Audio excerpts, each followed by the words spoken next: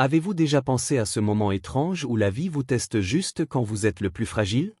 Avez-vous déjà imaginé descendre d'un train dans la neige, croyant arriver au bon endroit, mais découvrant soudain que tout a changé? Et que faites-vous quand les gens vous regardent comme si vous n'aviez pas votre place dans leur monde? Ce n'est pas seulement une histoire, mais un secret que tu n'oublieras jamais. Veux-tu découvrir d'autres secrets comme celui-ci? Alors abonne-toi maintenant, sinon tu risques de manquer la prochaine vérité.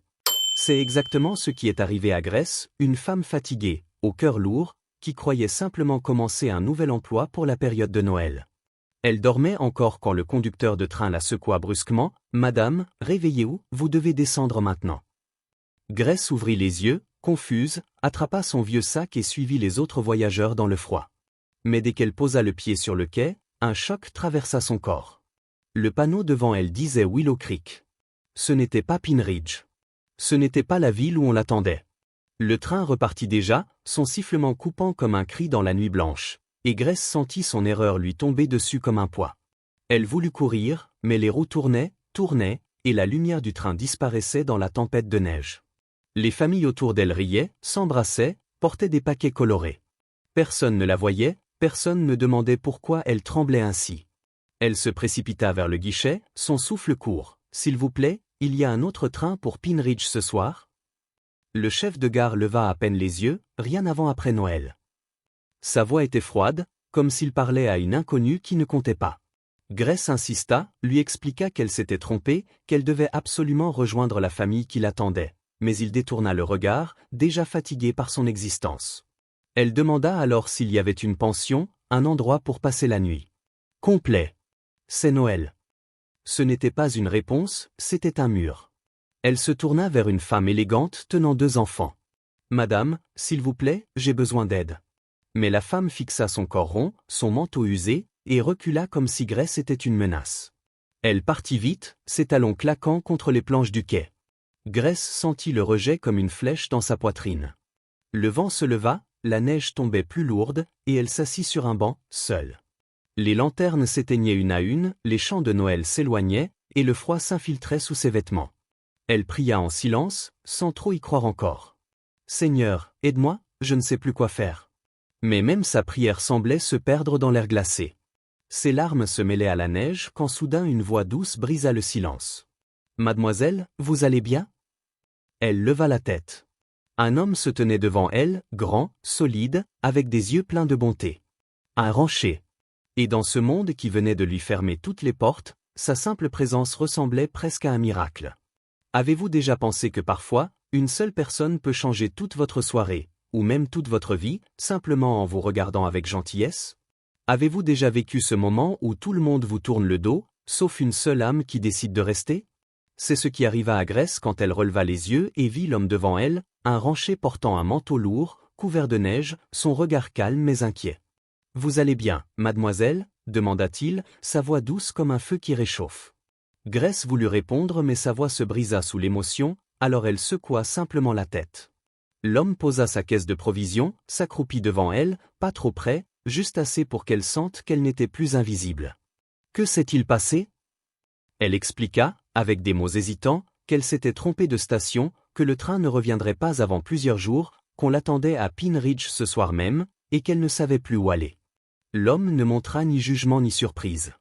Il hocha simplement la tête, comme s'il comprenait cette douleur, cette solitude, peut-être parce qu'il l'avait déjà vécue. « Vous avez de la famille ?» demanda-t-il doucement. Grace baissa les yeux. « Non. Je devais travailler pour une famille à Pine Ridge, les Harrington. Ils m'attendent. S'ils pensent que je ne suis pas venu exprès, je vais tout perdre. » Le vent souffla plus fort, et Grace serra son sac comme si le froid allait la briser en deux. L'homme resta silencieux pendant un moment, le temps que la neige tombe entre eux comme un rideau fragile. Puis il dit, « J'ai un ranch, pas très loin d'ici.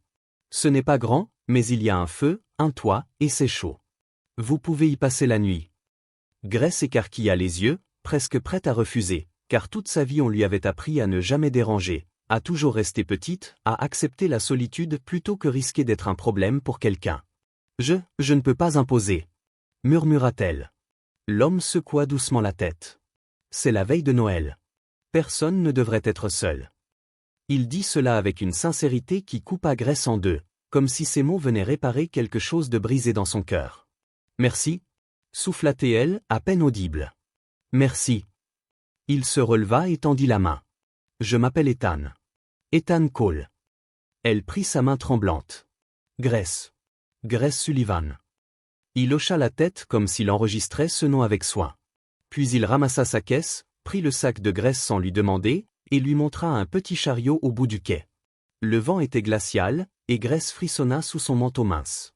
Ethan le remarqua, et sans dire un mot, il retira son propre manteau chaud et le posa sur ses épaules. Tenez. Vous en avez plus besoin que moi. Des gens les regardèrent, certains chuchotèrent, mais Ethan ne fit pas attention. Il posa une main légère sur le bras de Grace pour la guider vers le chariot. Et dans ce simple geste, quelque chose changea en elle. Pour la première fois depuis longtemps, elle ne se sentait plus seulement perdue. Elle se sentait portée, comme si quelqu'un, enfin, avait décidé de ne pas tourner le dos. Avez-vous déjà senti qu'une maison pouvait garder en elle un silence plus lourd que le vent, un silence qui parle de choses qu'on ne dit jamais? Avez-vous déjà imaginé entrer chez quelqu'un que vous ne connaissez pas, et sentir immédiatement qu'il manque quelque chose, comme une lumière oubliée depuis longtemps? C'est ce que Grace ressentit en suivant Ethan jusqu'à son petit ranch, un endroit simple perdu dans la neige, avec un toit en pente, une grange fatiguée par les hivers, et des clôtures presque avalées par la tempête blanche.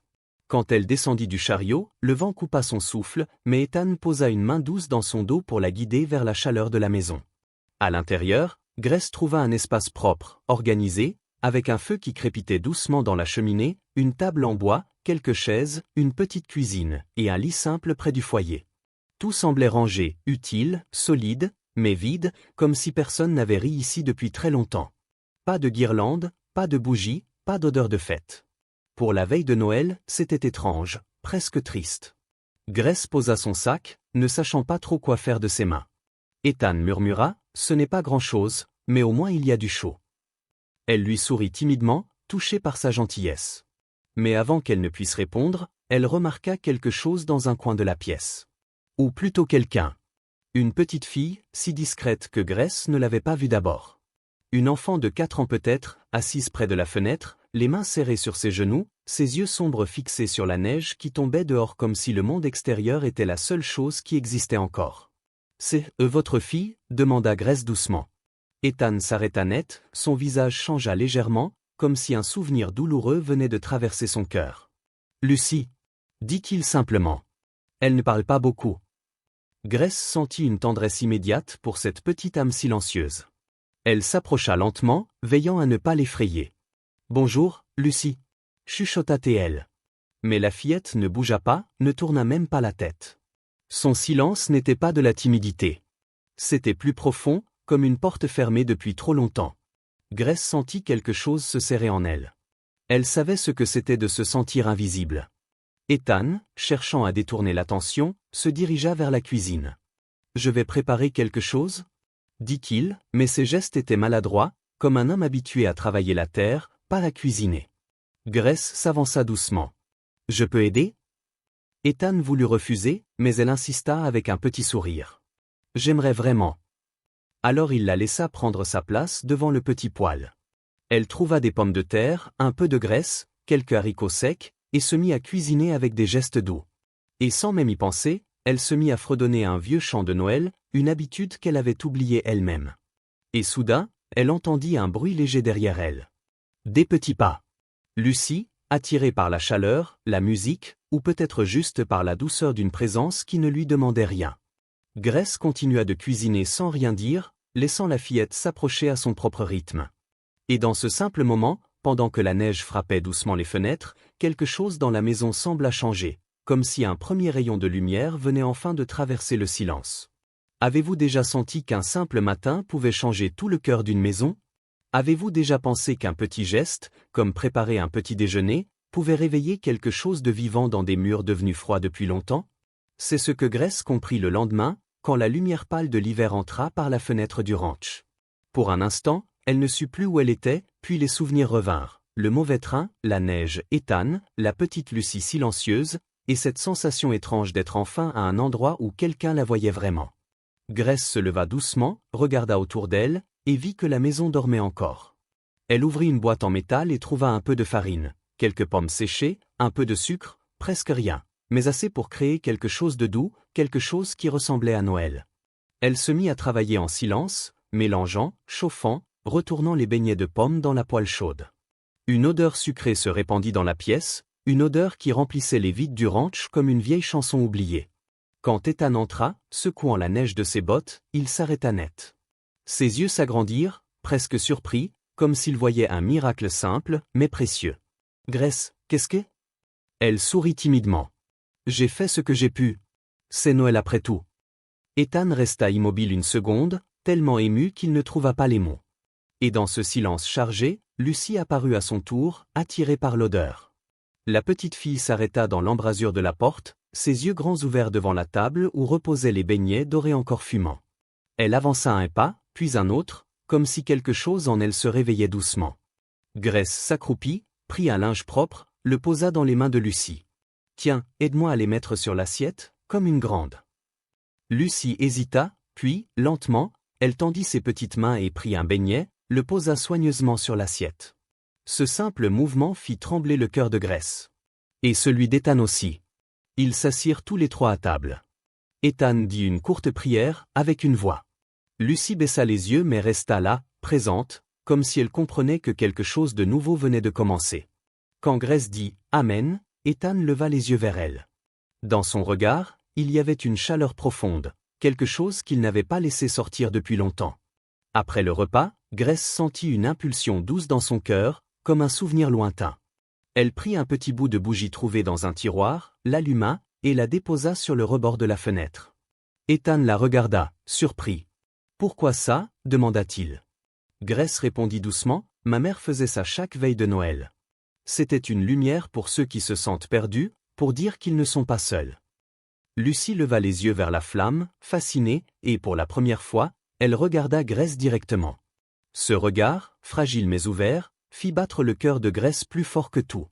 Et dans le silence doux de la maison, alors que la neige tombait dehors, quelque chose changea vraiment. La nuit n'était plus seulement froide. Elle avait un peu de lumière maintenant. Avez-vous déjà senti qu'un enfant pouvait guérir doucement simplement en entendant une voix douce? Avez-vous déjà remarqué comment une maison silencieuse peut soudain respirer à nouveau quand quelqu'un y apporte un peu d'amour, un peu d'attention, un peu d'histoire? C'est ce qui arriva dans les jours qui suivirent, alors que la neige tombait toujours plus fort autour du ranch d'Ethan. Les routes étaient coupées, personne ne pouvait aller ni venir, et Grace comprit vite qu'elle resterait ici plus longtemps que prévu. Mais au lieu d'avoir peur, elle ressentit quelque chose d'inattendu, une paix silencieuse, fragile, comme si Dieu lui avait enfin offert un endroit où poser son cœur fatigué. Chaque matin, elle cuisina de petites choses simples. Chaque après-midi, elle rangea, cousit, remit de l'ordre dans les petites habitudes que la douleur avait effacées de cette maison. Et surtout, elle resta près de Lucie. La petite fille suivait Grace partout, parfois en silence, parfois juste assez près pour entendre son souffle. Grace ne lui posait pas de questions, ne la pressait pas. Elle lui parlait comme à une amie, doucement, calmement, avec des mots simples qui n'attendaient rien en retour. Un soir, quand la lumière du feu remplissait la pièce d'une chaleur douce, Grace trouva une vieille Bible posée sur une étagère. Elle la prit délicatement et s'assit près du foyer. « Lucie, tu veux écouter une histoire ?» demanda-t-elle. La fillette, assise avec sa poupée dans les bras, leva les yeux. Lentement, elle s'approcha et s'installa près de Grace, assez près pour sentir la chaleur, assez près pour entendre chaque mot. Grace commença alors à raconter l'histoire de Noël, mais pas comme on la lit d'ordinaire, elle la raconta avec des voix différentes, des gestes, de la vie. Elle fit briller les étoiles avec ses mots, fit sourire les anges, fit rire les bergers. Et quelque chose dans les yeux de Lucie changea. La petite se pencha un peu, puis un peu plus, attirée par cette voix qu'elle n'avait jamais entendue dans sa maison depuis longtemps. Quand Grace arriva au passage où les anges chantent, elle chanta elle aussi, de sa voix douce, fragile mais pleine de chaleur. Et alors, un miracle discret, mais immense, arriva. Lucie rit. Un petit rire léger, presque un souffle, mais assez fort pour arrêter les mains d'Ethan, qui réparait un harnais derrière elle. Il leva les yeux, figé. Sa fille n'avait pas ri depuis des mois. Grace, sans s'arrêter, continua de raconter, de chanter, de faire vivre l'histoire. Lucie se blottit un peu plus contre elle, sa petite tête reposant contre son bras. Et ce soir-là, la maison retrouva quelque chose qu'elle avait perdu depuis longtemps, une voix, une présence, une lumière. Quand Grace ferma la Bible, elle sentit Lucie glisser sa petite main dans la sienne. Elle ne dit rien, mais ce geste suffisait. C'était un début. Un retour. Un pas vers la vie. Ethan regarda la scène en silence, son cœur serré et reconnaissant à la fois. Et peut-être pensa-t-il, juste un instant, qu'il n'y a pas de hasard. Que parfois, les âmes perdues se trouvent exactement là où elles étaient censées se retrouver. Avez-vous déjà senti que le bonheur attire parfois les regards les plus durs? Avez-vous déjà remarqué que quand une maison commence enfin à retrouver un peu de lumière, il y a toujours quelqu'un pour vouloir l'éteindre? Ces pensées auraient pu traverser l'esprit de Grace si elle avait su ce qui se murmurait en ville, mais pour l'instant, elle vivait au rythme tranquille du ranch, profitant de chaque instant passé avec Lucie et Ethan. Pourtant, même la paix la plus douce peut être fragile. Les voisins passaient parfois près de la propriété, et leurs regards longs, silencieux, pesaient dans l'air froid. Un après-midi, alors que Grace préparait du pain et que Lucie coupait des formes dans la pâte avec un petit sourire timide, une femme du voisinage arriva, apportant quelques œufs. Son regard glissa immédiatement sur la scène. Grace dans la cuisine, Lucie presque collée à elle, la chaleur douce entre elles, les odeurs de nourriture, l'ambiance d'un foyer vivant. Mais au lieu de sourire, la femme serra les lèvres, et son visage se durcit. « Je vois que vous vous êtes installée » dit-elle d'un ton sec. Grace, encore naïve à cette méchanceté, répondit poliment « Oh, je ne fais qu'aider un peu, le temps que les routes s'ouvrent. » Mais la femme lança un regard appuyé à Ethan, plein de jugement, et murmura avant de partir « Les gens parleront, vous savez. Une femme seule, chez un homme, ça fait jaser. » La porte se referma. Et soudain, la pièce sembla plus froide. Grace sentit son cœur tomber. Elle ne voulait pas être un problème. Elle ne voulait pas apporter de honte à cette maison qui l'avait accueillie. Le soir, pendant qu'elle rangeait la table, elle dit doucement à Ethan « Je pense que peut-être je devrais partir dès que possible. Les gens parlent. » Ethan releva la tête, surpris, puis irrité, pas contre elle mais contre le monde. « Je m'en fiche de ce que les gens disent, Grace. » Sa voix était ferme, presque blessée. « Ce qu'ils pensent n'a aucune importance. Vous êtes ici parce que vous avez redonné de la vie à cette maison. » Grace baissa les yeux. « Mais, je ne veux pas vous causer de problème. » Ni à Lucie? À l'écoute du nom de sa fille, Ethan s'adoucit. Il regarda Lucie, assise près du feu avec sa poupée, plus calme, plus vivante que depuis longtemps. Les problèmes, c'était avant vous, Grace. Pas après. Mais malgré ces mots, Grace sentit l'inquiétude grandir en elle. Elle savait trop bien ce que c'était d'être jugée pour ce qu'elle était, pour son corps, pour sa solitude. Dans les villages de l'Ouest, les histoires circulaient vite et transformaient tout en scandale. Cette nuit-là, en s'endormant près du feu, elle sentit un mélange étrange d'espoir et de peur. L'espoir d'avoir trouvé un endroit où on la voyait enfin. La peur que ce bonheur soit fragile, trop fragile pour survivre aux murmures du monde. Et sous la neige silencieuse, quelque part au fond d'elle, une question restait suspendue. Combien de lumière fallait-il pour repousser l'ombre du jugement des autres? Avez-vous déjà vécu ce moment où la peur entre dans une maison sans même frapper? Ce moment où l'air change, où le silence devient lourd, où chaque seconde semble courir contre vous. C'est exactement ce qui arriva la nuit où Lucie tomba malade. Tout avait commencé comme une soirée tranquille. Grace cousait près du feu, Ethan rangeait des outils, et le ranch semblait protégé par la neige qui tombait doucement dehors. Mais au milieu de la nuit, un bruit rapide, presque des pas affolés, réveilla Grace. Elle se redressa brusquement, le cœur battant, et vit Ethan entrer dans la pièce, le visage blanc, les yeux pleins d'une peur qu'elle ne lui avait jamais vue. C'est Lucie, elle ne se réveille pas, elle brûle. Sa voix tremblait. En un instant, Grace fut debout. Elle courut vers la petite chambre où Lucie dormait. L'air était chaud, presque suffocant. La fillette était rouge, trempée de sueur, son souffle court et irrégulier. « Ô Seigneur !» murmura Grace. Elle posa sa main sur son front et retira aussitôt. « Elle est brûlante. » Ethan se tenait derrière elle, comme un homme brisé, sans armes face à la douleur de son enfant. « Que dois-je faire? Dois-je aller chercher le docteur ?» Grace regarda la fenêtre. Dehors, la tempête recouvrait tout. « Tu ne pourras jamais traverser la neige. On doit la soigner ici. Vite, apporte de l'eau froide, des linges, et un peu de whisky. » Ethan courut, trébuchant presque, tandis que Grace dégageait la poitrine de Lucie pour qu'elle respire mieux. Elle posa les linges froids sur son front, son cou, ses poignets. « Allez, ma petite, reste avec nous. » Elle parlait d'une voix douce, mais chaque mot cachait une peur immense. Ethan revint, les mains tremblantes. Ensemble, ils tentèrent de faire boire à Lucie quelques gouttes d'eau mélangées à du whisky. La fillette gémit, incapable d'ouvrir les yeux. Les heures suivantes furent longues, interminables. Grace changeait les linges encore et encore, surveillait le moindre souffle, le moindre frisson. Ethan faisait les 100 pas, se tordant les mains, murmurant des prières qu'il n'avait plus dites depuis longtemps. « Elle est tout ce qui me reste. » souffla-t-il, la voix cassée. Grace posa une main sur son bras. « Elle est forte. Et tu n'es pas seul, Ethan. Pas ce soir. » Ils restèrent ainsi, côte à côte, luttant contre la fièvre comme deux gardiens au bord d'un précipice. Puis, juste avant l'aube, un miracle discret arriva. Le souffle de Lucie devint plus calme. Sa peau perdit un peu de chaleur. Et enfin, ses yeux s'ouvrirent doucement. « murmura-t-elle. Un seul mot, mais assez pour briser le poids de la nuit. Grace éclata presque en larmes. Ethan tomba à genoux près du lit, les épaules secouées de soulagement. « Merci, merci » répétait-il, incapable de dire autre chose. Grace caressa la joue de Lucie. « Tu es en sécurité, ma chérie. On est là. On ne part pas. » Quand la lumière du matin entra enfin dans la pièce, ils savaient tous les deux qu'ils venaient de vivre plus qu'une nuit difficile. C'était une nuit qui changeait les liens, une nuit qui rapprochait les âmes, une nuit où Grace avait sauvé plus qu'un enfant, elle avait aussi sauvé un père. Avez-vous déjà senti que juste quand la vie commence enfin à devenir douce, quelque chose vient tout casser comme un vent glacé? Avez-vous déjà vécu ce moment où un simple coup à la porte peut détruire l'équilibre fragile que vous aviez construit? C'est exactement ce qui arriva 3 jours après la maladie de Lucie. Le soleil venait à peine de passer au-dessus des collines, la neige brillait encore sur les clôtures, et Grace préparait un thé chaud quand on frappa violemment à la porte. Ethan alla ouvrir, surpris, puis tout le monde gela dans la pièce.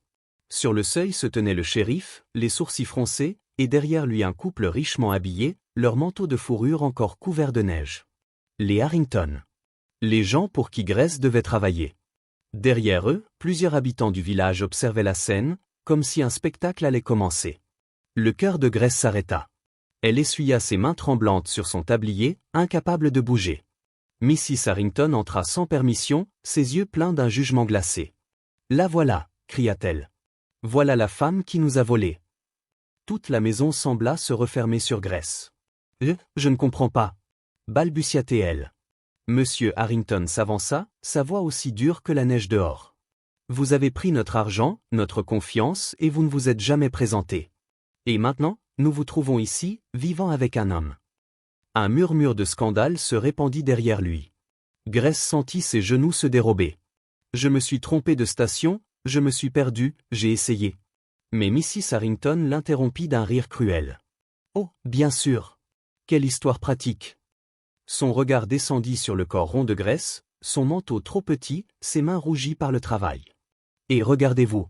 Croyez-vous vraiment qu'une femme comme vous pourrait travailler dans une maison respectable? Vous avez menti dès le début. » Ces mots frappèrent Grace comme des coups. Elle recula d'un pas, tremblante. Ethan fit un geste pour la protéger, mais M. Harrington lui lança « Ne vous mêlez pas de ça, Cole. Vous ne savez rien d'elle. » Le shérif avança, mal à l'aise. « Je dois l'emmener, le temps de clarifier les choses. »« Non » cria Lucie depuis la table, sa petite voix se brisant. Tous se tournèrent vers elle, surpris qu'elle parle. Lucie courut vers Grace et s'accrocha à elle, les larmes aux yeux. Mrs. Harrington prit une expression choquée, presque dégoûtée. « Regardez-moi ça, elle ensorcelle même les enfants. » Grace sentit son cœur se déchirer. « Je partirai » murmura-t-elle, la gorge nouée. « Je ne veux causer de tort à personne. » Elle attrapa son sac, ses yeux flous de larmes. Ethan voulut la retenir, mais elle secoua doucement la tête. « Merci pour tout, mais je ne peux pas rester. » Et avant que quelqu'un ne puisse l'arrêter, elle sortit dans la neige froide, sans manteau, sans but, disparaissant dans le vent. Les cris de Lucie l'appelaient encore, mais le bruit de la tempête les étouffait peu à peu. Et tandis qu'elle s'éloignait, un sentiment déchirant la suivait. La petite part de bonheur qu'elle avait trouvée ici venait de s'effondrer d'un seul coup. Avez-vous déjà senti que la vérité arrive toujours au bon moment, comme une lumière qui perce enfin un ciel trop lourd? Avez-vous déjà remarqué que parfois, les miracles ne prennent pas la forme qu'on attend, mais viennent d'un simple bout de papier oublié? Ce fut exactement le cas pour Grace. Après avoir quitté le ranch en pleine nuit, elle marcha pendant des heures dans la neige froide, jusqu'à retrouver ce même banc de gare où tout avait commencé. Le ciel était gris, l'air coupant, et la première lumière du matin éclairait son visage pâle. Ses mains tremblaient, son cœur aussi. La ville se réveillait lentement, les cloches de l'église sonnaient, et Grace se sentait plus seule que jamais. C'est alors qu'elle entendit quelqu'un l'appeler. « Grace !» Elle releva la tête. Ethan avançait vers elle, la respiration lourde, les cheveux couverts de neige. Dans ses bras, enveloppée dans une couverture, se trouvait Lucy, encore faible mais consciente. « Ne pars pas !» dit-il d'une voix brisée. « Tu n'as rien fait de mal. » Grace secoua la tête, les larmes coulant malgré elle. « Toute la ville pense que je suis une voleuse, que je t'ai trompée, que je suis un scandale pour cette maison. » Mais avant qu'Ethan ne puisse répondre, une voix grave intervint. « Ce n'est pas vrai. » C'était le chef de gare. Il tenait dans sa main un petit papier froissé. « J'aurais dû parler hier, mais j'ai retrouvé ça dans la boîte des objets perdus. » Il tendit le papier à Ethan. C'était le ticket de train de Grace. Et dessus, parfaitement lisible, Pine Ridge. Un silence lourd tomba autour d'eux. Ethan ferma les yeux un instant, comme s'il remerciait le ciel. Puis il prit la main de Grace. « Viens. On va mettre fin à tout ça. » Ensemble, avec Lucy serrée contre eux, ils marchèrent vers la place de la ville. Après la messe, une grande foule s'y trouvait, familles, commerçants, voisins, et les Harrington, parlant fort comme s'ils étaient les maîtres du lieu. Quand Ethan arriva au centre, les conversations cessèrent. Il leva le ticket bien haut. Cette femme n'a rien volé. Elle est descendue au mauvais arrêt. Elle disait la vérité. Un murmure parcourut la foule. Le chef de gare confirma d'une voix ferme, « Je l'ai vue ce soir-là. Elle était perdue, paniquée, elle a répété 3 fois qu'elle n'était pas à la bonne station. Elle disait la vérité. » Mrs. Harrington pâlit, mais essaya encore, « Cela ne change rien. » Elle, mais sa phrase mourut dans l'air quand Lucy s'avança, tenant la main de Grace. La petite leva les yeux vers la foule et dit, d'une voix fragile mais claire, « Grace, elle m'a sauvée. Elle a chanté pour moi. Elle est restée toute la nuit. Elle m'a donné une maman. » La foule resta figée. Beaucoup n'avaient jamais entendu Lucy parler. Ethan, la gorge serrée, posa une main sur l'épaule de Grace. « Dieu l'a envoyée ici. Elle n'est pas un scandale. Elle est une bénédiction. Elle a rendu la vie à cette maison, et elle a ramené ma fille vers moi. » Un silence profond, presque sacré, suivit ces mots. Puis, lentement, quelques têtes s'inclinèrent, des excuses murmurées traversèrent la foule, et même le shérif retira son chapeau, honteux. Pour la première fois depuis longtemps, Grace sentit la vérité gagner, et le poids sur ses épaules commençait enfin à disparaître. Avez-vous déjà senti ce moment où tout, absolument tout, s'arrête autour de vous, juste pour laisser votre cœur entendre la vérité qu'il attendait depuis longtemps? Avez-vous déjà vécu ce sentiment étrange où votre vie, brisée en 1000 morceaux, semble soudain se rassembler comme si chaque erreur vous avait mené exactement où vous deviez être? C'est ce que Grace ressentit quand la foule se tut complètement, quand Lucy posa sa petite main dans la sienne, et quand Ethan respira profondément avant de parler. Il avança d'un pas, ses yeux fixés sur elle, plein d'une émotion profonde. « Grace Sullivan, » dit-il d'une voix qui portait dans tout le square, « tu es arrivée au mauvais endroit, mais Dieu sait que c'était le bon pour nous. Tu as sauvé ma fille. Tu as rendu lumière à ma maison. Tu as ramené la chaleur dans un cœur qui croyait ne plus jamais aimer. » Des murmures d'émotion parcoururent la foule. Des femmes essuyaient discrètement leurs yeux, des hommes hochaient la tête comme s'ils comprenaient une vérité simple. Personne ne mérite d'être jugé pour son apparence, son passé, ou ses erreurs. Ethan sortit alors une petite étoile en bois, finement taillée, qu'il garda quelques secondes dans ses mains avant de s'agenouiller dans la neige. « J'ai fait cette étoile pour notre arbre, mais un arbre n'est rien sans famille. Grace, veux-tu devenir la nôtre? Veux-tu rester, non pas comme invitée, non pas comme employée, mais comme femme de cette maison, comme mère pour Lucy, comme lumière pour nous deux ?» La foule retint son souffle. Lucy tira doucement sur la main de Grace. « Dis oui, s'il te plaît, maman Grace. » Ces mots frappèrent Grace en plein cœur. Toutes les humiliations, les rejets, la solitude, les années de douleur, tout sembla se dissoudre dans l'air froid. Elle tomba à genoux à son tour et prit Lucy dans ses bras, puis regarda Ethan avec des larmes pleines de bonheur. « Oui » murmura-t-elle d'abord, puis plus fort, d'une voix qui tremblait de vie, « oui ». Un cri de joie s'éleva autour d'eux. Les habitants s'avancèrent, certains offrant des excuses sincères, d'autres tendant la main, d'autres encore pleurant avec eux. Même le shérif, honteux, promit de réparer ses torts. Quelques semaines plus tard, dans la petite église du village, sous une neige douce qui tombait comme une bénédiction, Grace marcha vers l'autel dans une simple robe crème. Ethan l'attendait, droit, les yeux brillants. Lucie, entre deux, portait une couronne de branches et de petites fleurs séchées. Quand le pasteur annonça « Je vous déclare mari et femme », Ethan prit la main de Grace et l'embrassa avec une tendresse infinie. Lucie les entoura de ses bras, et tous trois devinrent enfin ce qu'ils avaient cherché sans le savoir, une famille. En sortant de l'église, Grace leva les yeux vers le ciel où une étoile brillait derrière les nuages. Et elle pensa que peut-être, oui, Dieu l'avait vraiment envoyée aux mauvaises stations, pour lui montrer le bon endroit, le bon cœur, la bonne vie. Parfois, les miracles arrivent dans la neige, portés par un train qui se trompe de chemin, mais jamais de destination. Et vous, si un train vous avait laissé au mauvais endroit, auriez-vous trouvé le courage de rester et de découvrir le miracle qui vous attendait? Si cette histoire vous a touché, si elle vous a surpris, si elle vous a rappelé que même dans la neige la plus froide il existe encore des cœurs capables d'aimer, alors ne partez pas sans vous abonner. Dites-moi dans quelle ville vous regardez cette histoire, car chaque commentaire nous rapproche d'un nouveau miracle, d'une nouvelle âme à toucher. Abonnez-vous, partagez, et préparez-vous pour la prochaine histoire qui pourrait, elle aussi, changer quelque chose en vous.